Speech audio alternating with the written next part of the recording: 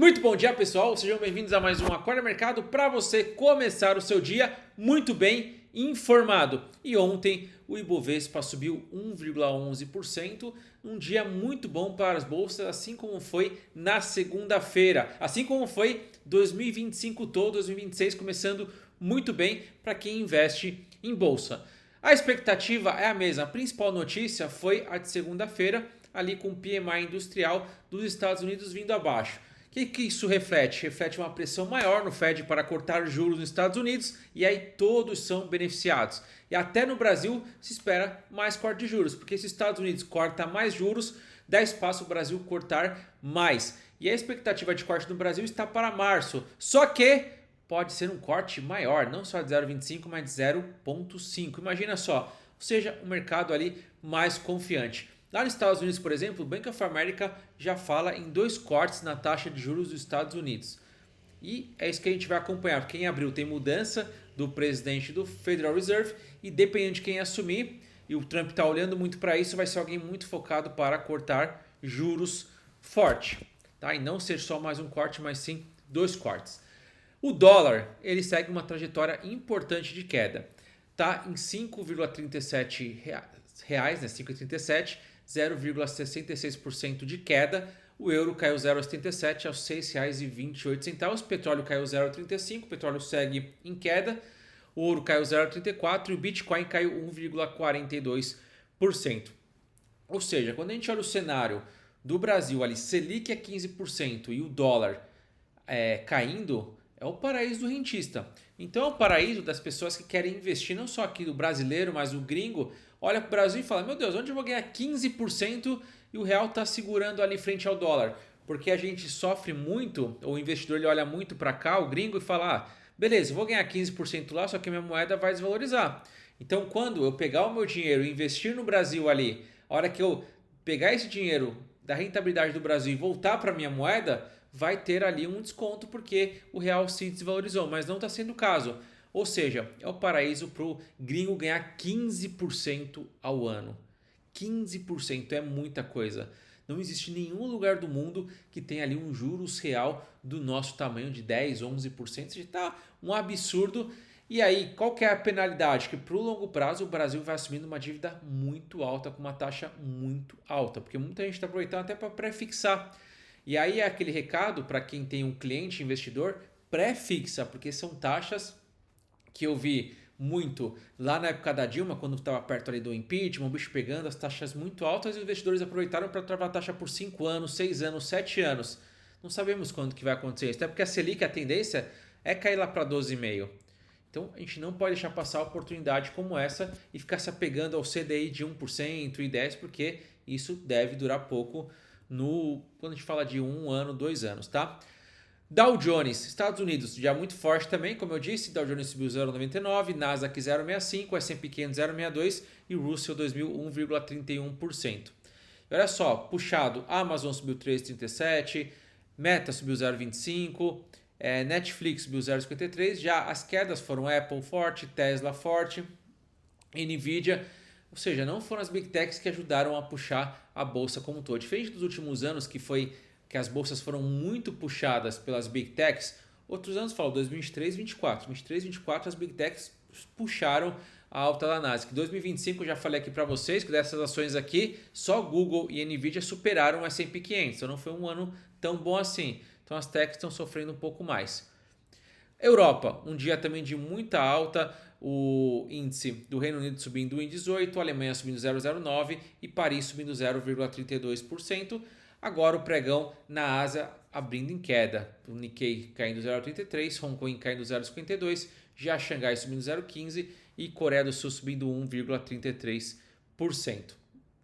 Bancos do Brasil, um dia de alta, leve alta, Bradesco subiu 0,58%, BTG 1,32%.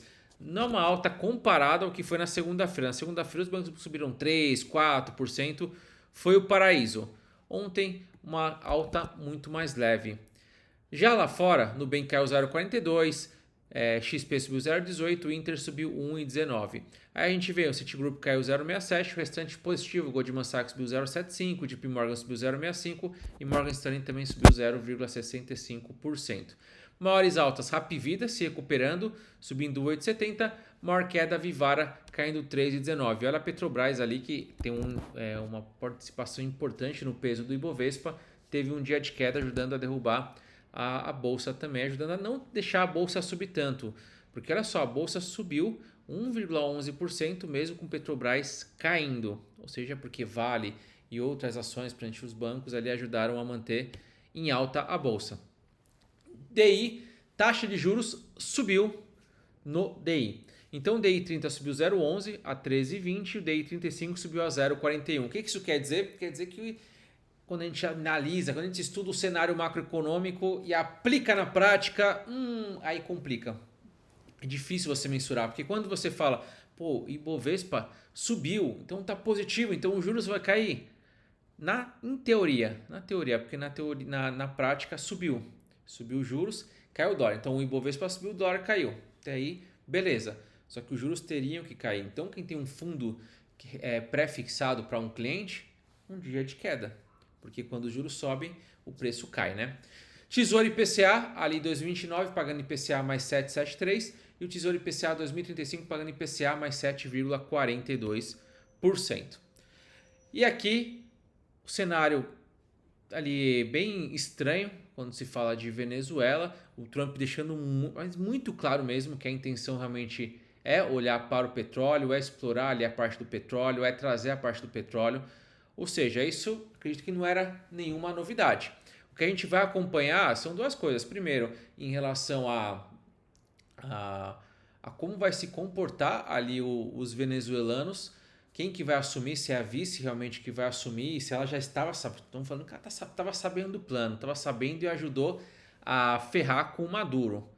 Dizem aí, ela desconversa, fala que não fez isso, que nunca faria isso, mas acabou sendo tão fácil para o Trump, os Estados Unidos, pegar o Maduro que muita gente acaba desconfiando.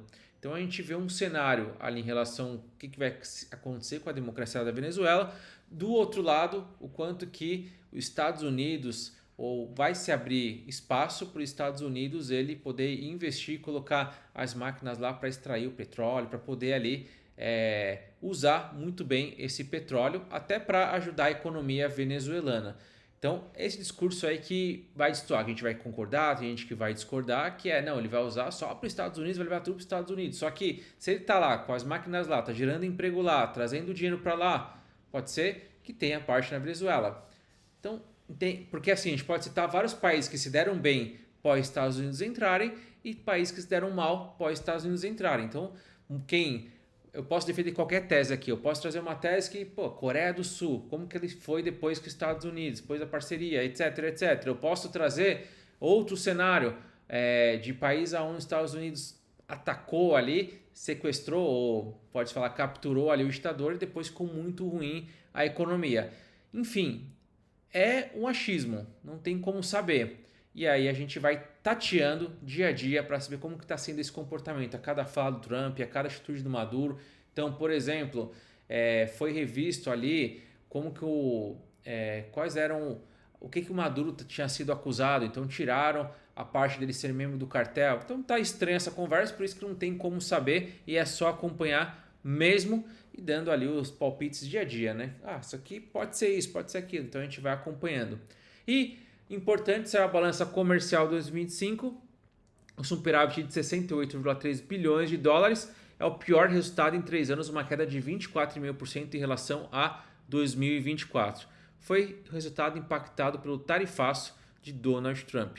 Lembrando que teve o tarifaço, além disso teve tarifa teve outras tarifas como do México, teve outras coisas que afetaram também a nossa economia. Então as exportações ficaram mais caras, isso atrapalhou um pouco nossas exportações e com isso ali a gente teve uma queda na balança comercial, um impacto que a balança comercial tem exportação menos importação. Tá vendo que a exportação subiu ali 2,3%, só que a importação subiu 8,7%. Aí diminui o fator balança e a gente tem um saldo comercial abaixo. Os principais produtos foram soja com 52,3 bi, minério 38,7 bi, petróleo 35,2 bi. Lembrando que isso aqui são em valores. E quando a gente olha para o preço relativo, ou seja, esses valores soja, petróleo, eles caíram em 2025. Ou seja, era para ter ali talvez um saldo comercial ainda menor. E lembrando também que ele veio ali um pior resultado em 3 anos, porém o mercado já esperava até pior. Por isso que não afetou. Por isso que não afetou a bolsa como um todo. De falar, nossa, é o pior resultado em 3 anos. Mas já estava previsto isso, estava previsto até o pior. Então acabou ali saindo algo que não balançou o mercado. E com isso a gente finaliza o nosso Acorda Mercado de hoje. Tamo junto, até amanhã. Tchau, tchau.